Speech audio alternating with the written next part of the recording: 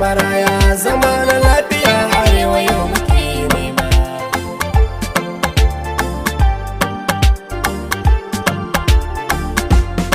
Zama na ɗar ake a karkarar mu har birni, cikin garuruka damuna kamar rani, gawa kawai ake a tattara a kai mabinni. Me ya faru ne ko so kuke mu ɗau makani, ana ta kashe rayukanmu ba da haƙi ba.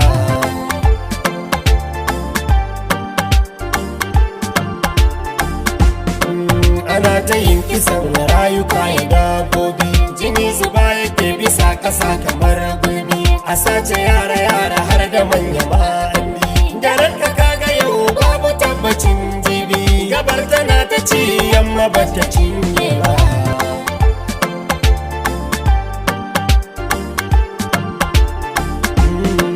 Wayo mutan arewa yau muna cikin koma, kuɗi muke biya kafin a bar mu yi noma. Mu baiwa gwamnati mu baiwa 'yan ta'adda su ma, harajin dukiya har da rayukan musuma. Ta yaya za a ce wai ba za mu tanka ba?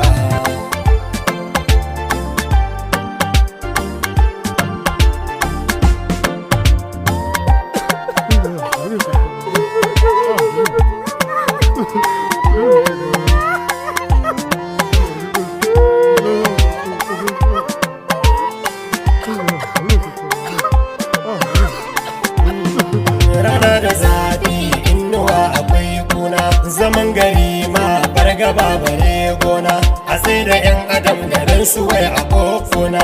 Mutum da bai aje masaran da zai kwana, wurin wai ake bibiyar kuɗin fansa.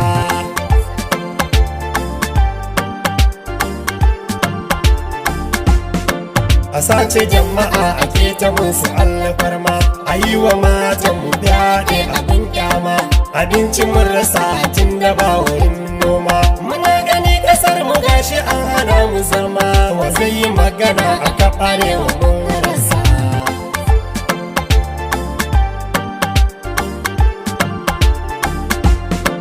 Gidan waɗansu yau ya zamo kamar kufayi, ana ta fargaba tafiya a hanyoyi. Yaran mu ɗalibai ana ta bin su makaranta, har ma da malamai suna biyan kuɗin fansa. Ina jiye mana a ɓata ci gaba.